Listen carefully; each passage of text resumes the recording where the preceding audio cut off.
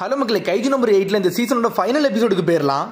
Episode ஸ்டார்டிங்ல இச்சிகாவை தான் காமிச்சிட்டு இருக்காங்க. பார்த்தா அவன் பாட்டுக்கு ட்ரைனிங் எடுத்துக்கிட்டு இருக்கான். இவர் சொல்லிட்டு இருக்கான், டே நீ ஒன்னு ரொம்ப புஷ் பண்ணாதான் சொல்லிட்டு இருக்கான். பார்த்தா அதெல்லாம் கண்டுக்கிட்டே மாட்டேக்கான். அவன் பாட்டுக்கு ட்ரைனிங் எடுத்துக்கிட்டே இருக்கான். என்னதான்டா யோசிக்கிற, ஏன்டா இவ்வளவு வேணா யோசிச்சுக்கிட்டே இருக்க, அந்த வயசானவரை பத்தியே யோசிக்கிறியான்னு சொல்லிட்டு இவரு கிடைக்கிட்டு இருக்கான். இன்னும் நல்லா ஸ்ட்ராங் ஆகணும்டா, இதெல்லாம் பத்தா சொல்லிட்டு இருக்கான். டே எப்ப பார்த்தாலும் எத்தாண்டா சொல்ற, ஏன்டா இப்படி சொல்லிக்கிட்டே இருக்கேன்னு சொல்லி கேட்டுக்கிட்டு இருக்கான். நான் இப்ப இருக்க ஸ்ட்ராங் எல்லாம் பத்தாடா, நான் எந்த அளவுக்கு ஸ்ட்ராங் ஆகணும்னா எனக்கு தேவைப்படுற அளவுக்கு நான் ஸ்ட்ராங் ஆகணும்னு சொல்லிட்டு இருக்கான். பட் அவர் தான்டா என்னை ப்ரொடெக்ட் பண்ணுவார், அவரை ஒரு வோல்டேஜ் நான் ப்ரொடெக்ட் பண்ணி தீரணும்னு சொல்லிட்டு இருக்காம. நினைச்சிட்டு இருக்க அவர் கண்டிப்பா திரும்பி வருவார் நினைச்சிட்டு இருக்கேன்னு சொல்லி கேட்டுக்கிட்டு இருக்காம. அவர் கண்டிப்பா வருவார்னு சொல்லியிருக்கான் இச்சிகாவா. அவர் நான் நம்புறேன், அவ்வளவு சீக்கிரத்துல அவர் வீக்னஸ் எல்லாம் பண்ணல மாட்டாருன்னு சொல்லிட்டு இருக்காங்க. நானும் ட்ரைனிங் எடுக்க போறான்னு சொல்லிட்டு இகர் ஒரு பக்கம் ட்ரைனிங் எடுத்துக்கிட்டு இருக்கான். என்னடா பண்ணிக்கிட்டீங்கன்னு சொல்லி இன்னொரு டீம் வராங்க. பார்த்தா அவங்க தான் பழைய கேப்டன்ஸ். டே இன்னைக்கு தாண்டா கஃப்கா ஹிபினோக்கு வந்து ரிசல்ட் வரப்போகுது, அதனால அதை பத்தி மட்டும் நம்ம யோசிப்போம், கொஞ்சம் பொறுமையாருன்னு சொல்லிட்டு இருக்காங்க. அவங்க எல்லாரும் சேர்ந்து ஒரு லெட்டர் எழுவண்டா கேப்டன் ஆஷிரோக்கு, அவங்க போய் ஹெட் குவார்டர்ஸ்க்கு இதை கொடுப்பாங்கன்னு சொல்லிட்டு இருக்காங்க. அவங்க ஆஷிரோ இருக்காங்க, கண்டிப்பானவர்களுக்கு ஒரு நல்ல விஷயத்தோட தான் வருவாங்கன்னு சொல்லிட்டு இருக்காங்க. அவங்க கேப்டன் ஆஷினாங்க வந்துட்டா நான் ரிப்போர்ட் பண்ண வந்திருக்கேன்னு சொல்லிட்டு இருக்க டைரக்டர் ஜெனரல் ஷினோமியாட்ட. ஒரு எக்ஸாமினேஷன்ல இருக்காங்க, அதனால கொஞ்சம் பொறுமையா இருங்க, அவர் முடிச்சுட்டு வந்த பிறகு உங்கள்ட்ட நாங்க பேசுறோம்னு சொல்லிட்டு இருக்காங்க. அவங்க சீட்ல போய் உட்கார போறா, நீங்க பார்க்க தான் வந்திருக்க, உனக்கு அந்த சீட்ல இன்னைக்கு கிடையாதுன்னு சொல்லிட்டு இருக்காங்க. அவங்க சடனா பார்த்தா அப்படி நின்னுக்கிட்டு இருக்கா. பார்த்தா இங்க கைஜோ தான் காமிச்சுக்கிட்டு இருக்காங்க. நம்மளுக்கு கைஜோ நம்பர் 8 ஒரிஜினலே உள்ள வந்துருச்சு. பார்த்தா இறங்கி அட்டாக் பண்ண ஆரம்பிச்சிருச்சு. டே நீ இன்னும் ஹியூமன் தான்டா, கஃப்கா ஹிபினான்னு சொல்லிட்டு கத்திக்கிட்டு இருக்கா கிகரு. பார்த்தா அண்ணல் வேகத்துல வந்து அடிக்க வாரான். என்னடா இவன் அனிமல் மாதிரி இருக்கான்னு சொல்லிட்டு முழிச்சுக்கிட்டு இருக்கான் ஷினோமியா. உள்ள கஃப்கா வர ஆடுதான், அதபடியே அதால கண்ட்ரோல் பண்ண முடியல. ஹியூமன் ஃபார்ம்ல இது கூட சண்டை போட்டா நான் கண்டிப்பா செத்துருவேன், நல்ல வேளை அந்த மோட்ல வரலன்னு சொல்லிட்டு பாத்துக்கிட்டு இருக்காரு. அவரு நிப்பாட்டான்னு சொல்லிட்டு உள்ள இருந்து கத்திக்கிட்டு இருக்கான். பார்த்தா அவரத்துக்கு போட்டு நொறுக்கு எரிஞ்சுக்கிட்டு இருக்கான். அப்பா இருந்தாலும் தப்பிச்சு போய்கிட்டே இருக்காரு. ஒரு 2 ஷீல்ட மட்டும் நான் போட்டலாம், என்னதுக்கு செத்துருப்பேன்னு சொல்லிட்டு பாக்குறாரு. பார்த்தா அவர் மூக்குல இருந்து ரத்தம் வர ஆரம்பிச்சிருச்சு. ஸ்குவாட்ரன் ஸ்டைல் காம்பேக்ட் 2 சொல்லிட்டு அண்ணல் வேகத்துல வராரு. ஃபோர்ஸ் பிளாஸ்ட்னு சொல்லிட்டு ஒரு ஓடு போடுறாரு. அடிச்ச அடியில நம்மளுக்கு கைஜு நம்பர் 8 செதர்தான். நம்பர் 2 மெத்தட் உண்மையிலே மேல நல்லா இருக்கும்னு சொல்லிட்டு மேல இருந்து பேசிக்கிட்டு இருக்காங்க. அவங்க சடனா பார்த்தா நம்மளுக்கு கோரை தேடிக்கிட்டு இருக்கான். பார்த்தா கோரையே காணோம். பார்த்தா கோர் பின்னாடி வந்து நின்னுக்கிட்டு இருக்கு. பார்த்தா அதோட கோரையே வெளியே கொண்டு வந்துட்டு இன்னொரு பாடியை வந்து சாம்பிள் மாதிரி யூஸ் பண்ணிருக்கு, க்ளோன் மாதிரி யூஸ் பண்ணி இருந்திருக்காது. உள்ள கஃப்கா நான் ஹியூமனா மாறணும் சொல்லிட்டு பாத்துக்கிட்டு இருக்காங்க. கத்திக்கிட்டு இருக்கானுங்க. டே இந்த ஷெல்டரே உடஞ்சிரும் போலுக்குன்னு சொல்லிட்டு கத்திக்கிட்டு இருக்காங்க. கவலைப்படாதீங்கடா, நம்ம இப்ப செகண்ட் லேயர் தான்டா உடஞ்சிருக்கு, 42 10 வரை நம்மளோட பில்டிங் தாங்குன்னு சொல்லிட்டு இருக்காங்க. அவனுங்க ஆனா டேமேஜ் ஆகும் சொல்லி நம்ம நினைச்சு கூட பார்க்கணும்னு சொல்லிட்டு பேசிட்டு இருக்காங்க.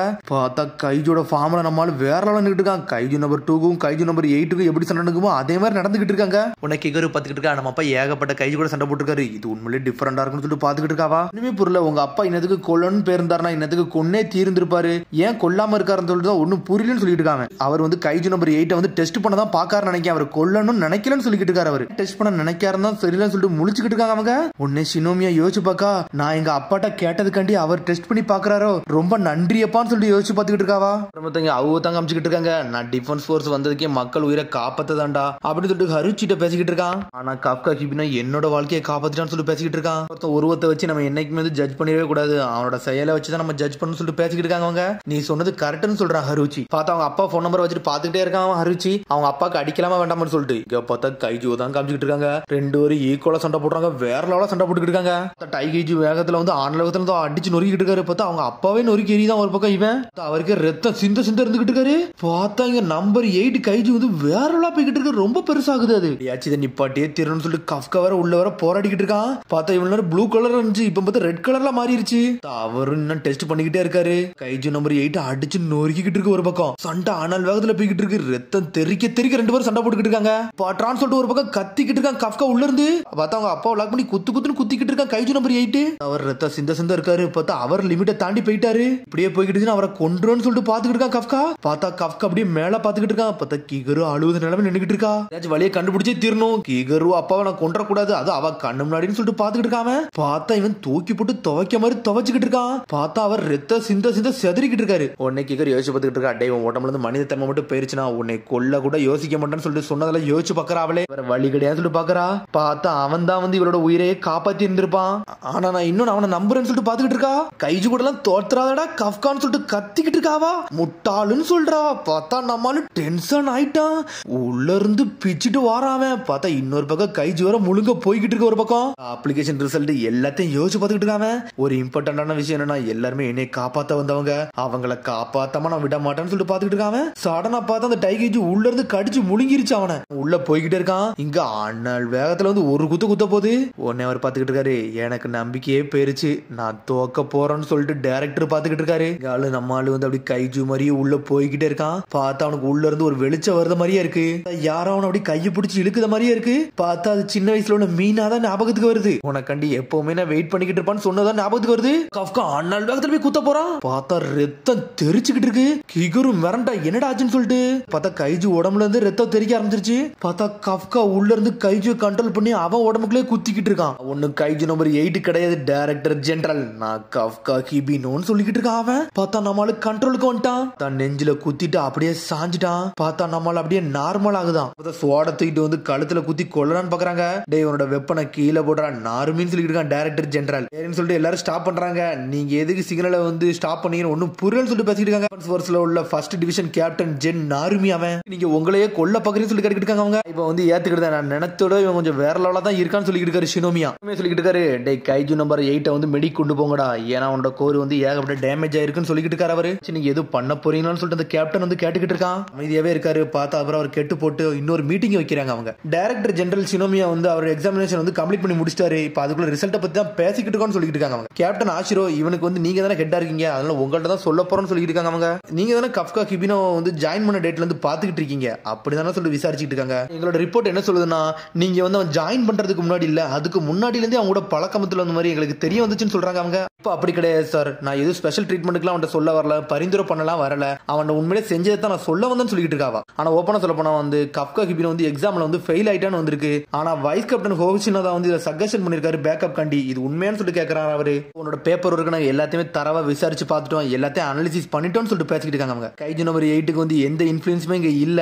நீ கொடுத்தது கரெக்டா தான் இருக்கு, இது எல்லாமே நாங்க ஏத்துக்கிட்டோம் சொல்றாங்க. அவங்க ஓகேன்னு சொல்றாவா. சரி இப்ப நீ பேசலாம்னு சொல்றாங்க. அவங்க வந்து உங்களோட ஸ்பெஷலிஸ்ட் வந்து நான் டிசைட் பண்ண விட்டுட்டேன், அவன் கஃப்கா கிபினோவா கைஜு நம்பர் 8 ஆன்ட்டு அதை நீங்களே செக் பண்ணிக்கோங்கன்னு சொல்லிட்டு இருக்காவா. நான் மெயினா வந்தது ஒரு டிஃபென்ஸ் ஃபோர்ஸ் ஆபீசரா தான் வந்திருக்கேன், அவனை அந்த மாதிரி தான் தெரிஞ்சு வந்திருக்கேன்னு சொல்லிட்டு இருக்காவா. ஃபர்ஸ்ட் மிஷனை பத்தி நான் பேச ஆரம்பிக்க போறேன். சகமிஹாரா நியூட்ரலைசேஷன் ஒரு ஆபரேஷன் இருந்துச்சு. அந்த இடத்துல கஃப்கா கிபினோ கொடுத்த இன்டர்னல் மூலியமா தான் வந்து அந்த கைஜுவை அழிக்க முடிஞ்சிச்சு.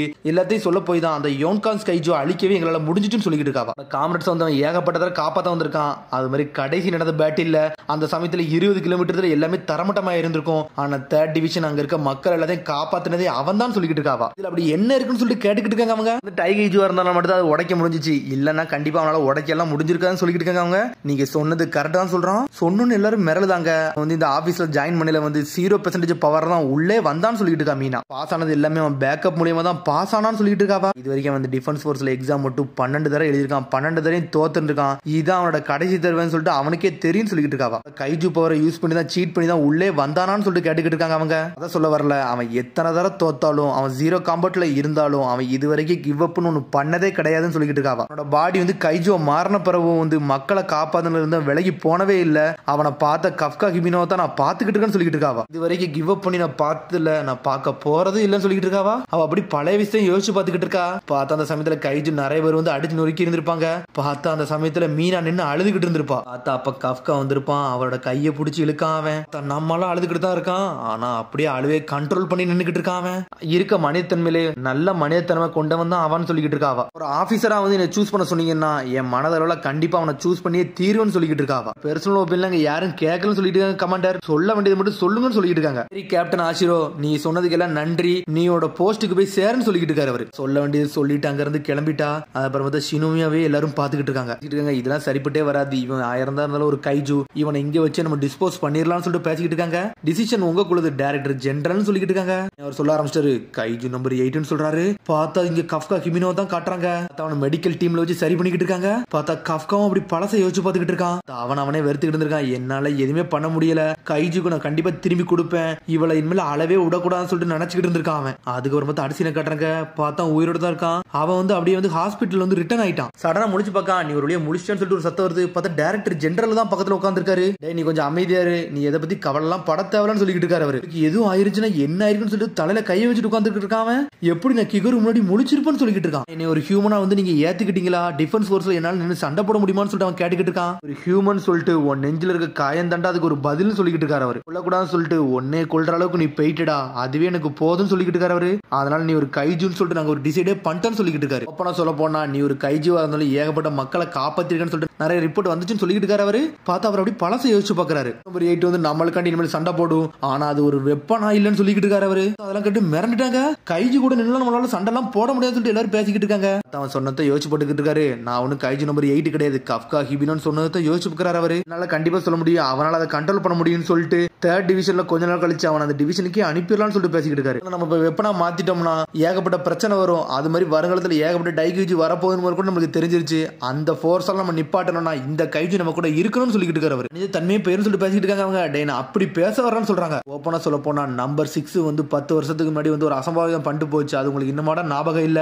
நம்மள்ட்ட இருந்து 200 ஆபீசர்ஸ் 3 கேப்டன்ஸ் இழந்தான்னு சொல்லிட்டு இருக்காரு அவர். அவரோட ஒய்ஃபு இறந்தாங்கன்னு சொல்றாங்க அவங்க. ஓப்பனா கணிச்சிட்டு சொல்லப்படியும் போனா இன்னும் ஏகப்பட்ட கைஜி நம்ம உலகத்துக்கு வரப்போகுது மட்டும் தெளிவா தெரியுடா. நம்ம நேஷனே அழிய போகுது, எனக்கு வந்து என்னோட மக்கள் தான் உயிரோட இருக்கணும், எனக்கு அதுக்கண்டு எந்த எல்லைக்கும் போகணும்னு சொல்றாரு ஷினோமியா. கஃப்கா ஹிபினோ ஒன்னு என்னன்னா எதுக்கு தாண்டா செய்யறேன்னு சொல்லிட்டு இருக்காரு அவரு. இவர் என்னடா என்னோட பேரை சொல்றாரு பாத்துக்கிட்டு இருக்கான். கஃப்கா உன்னை நான் சர்வே பண்ண வச்சதுக்கு நீ யாருன்னு ப்ரூவ் பண்ணணும்னு சொல்லிட்டு இருக்காரு அவரு. இதை ஏன்ட்ட விடுங்க சார், நான் கண்டிப்பா நான் ப்ரூவ் பண்ணியே காட்டுன்னு சொல்லிட்டு இருக்காங்க. இன்னும் டிஃபென்ஸ் ஃபோர்ஸ்ல உள்ள ஒரு ஆபீசர் தான் சொல்லிட்டு இருக்காங்க. நீங்க ஒரு ஆளை ஏத்துக்கிடுவீங்க, அந்த நாள் வர போட்டி போட்டுக்கிட்டே இருப்பேன்னு சொல்றாங்க. பார்த்தா அவர் எதுவுமே பேச மாட்டேங்காரு. அதுக்கப்புறம் பார்த்தா ஆஷினா தான் காமிச்சிட்டு இருக்காங்க. பார்த்தா தனியா நின்றுட்டு இருக்கா. பார்த்தா மொபைல பாக்குறா. அவனை வந்து உயிரோட விட்டாங்கன்னு சொல்லிட்டு அவளுக்கு ரிப்போர்ட் வந்தே சேர்ந்துருச்சு. அவ சந்தோஷப்படுறா. அதுக்கப்புறம் எல்லாத்துக்கும் ரிப்போர்ட்டே வந்துருச்சு. உடனே கிகுரு பாத்துக்கிட்டு இருக்கா. கஃப்கா ஹிபினோ எதுவும் பண்ணலன்னு சொல்லிட்டு வந்துருச்சு. இன்னும் ஹாப்பியாக விரும்பல, நான் என்ன ஸ்ட்ராங் ஆகியே தீரணும், அவன் என்னைக்காச்சும் எல்லை மீறி போனோம்னா அவனை நான் ஸ்டாப் பண்ற அளவுக்கு ஸ்ட்ராங் ஆகும்னு சொல்லிட்டு பாத்துக்கிட்டு இருக்காவா. SDF ஆடா நிப்பாட்டினாங்கன்னு சொல்லிட்டு ஒரு பக்கம் ஹருச்சி பேசிட்டு இருக்கான். இது அவங்க எல்லாம் நிப்பாட்டான்னு சொல்லிட்டு பேசிக்கிட்டு இருக்கான். ஐயோ ஹிபினா அவனாவே ஜெயிச்சிட்டான்டா, சொந்தமாவே நின்ட்டான்னு சொல்லிட்டு எல்லாரும் சந்தோஷப்படுறாங்க. அதுக்கப்புறம் பார்த்து இச்சிகாவா காட்டுறாங்க. டே நம்மால ஜெயிச்சிட்டாடான்னு சொல்லிட்டு என்ஜாய் பண்ணி சொல்ல வரான் இச்சிகாவா. பார்த்தா அதுக்குள்ள இகுரு என்ஜாய் பண்ண ஆரம்பிச்சிட்டான். டே நம்மால வெளியே வந்துட்டாரு, அவர் மாசா காட்ட போறாருன்னு சொல்லிட்டு இகுரு அடிக்கிட்டு இருக்கான். மொத்தம் எல்லா பேஸ்காரங்க எல்லாருமே சந்தோஷப்பட ஆரம்பிச்சிட்டாங்க. இங்க வர நேரத்துல நான் கண்டிப்பா ஸ்ட்ராங் ஆகி தீருவேன்டா, என்னோட சென்சே பக்கத்துல வந்து நின்னுக்கிட்டு இருப்பான்னு சொல்லிட்டு இருக்காங்க. வைஸ் கேப்டன் காட்டுறாங்க. இன்னமா தாண்டா எல்லாமே ஆரம்பிக்க போகுதுன்னு சொல்லிட்டு பேசிக்கிட்டு இருக்காங்க. உலகத்துக்கே கைஜி தெரிய போகுது, அது வேற ஒரு சீக்கிரட்டா இருக்குன்னு சொல்லிட்டு பேசிக்கிட்டு இருக்காங்க. அவங்க வந்து கண்டிப்பா எல்லாத்துக்கும் ஹெல்ப் பண்ணுவோம், அதை நான் நம்புறேன்னு சொல்லிக்கிட்டு இருக்கான் ஒரு பக்கம் வைஸ் கேப்டன். அவனுக்கு ஏகப்பட்ட பிரச்சனையும் வரப்போகுது சொல்லிக்கிட்டு இருக்கான் ஒரு பக்கம். அதுக்கப்புறம் பார்த்தீங்க டைரக்டர் ஜெனரல் தான் காமிச்சிட்டு இருக்காங்க. சடனா பார்த்தா அப்படி பேசிக்கிட்டு தூங்கிட்டான். மீனா எனக்காண்டி வெயிட் பண்ணு, நான் கண்டிப்பா வந்தே தீருன்னு சொல்லிக்கிட்டு இருக்கான்.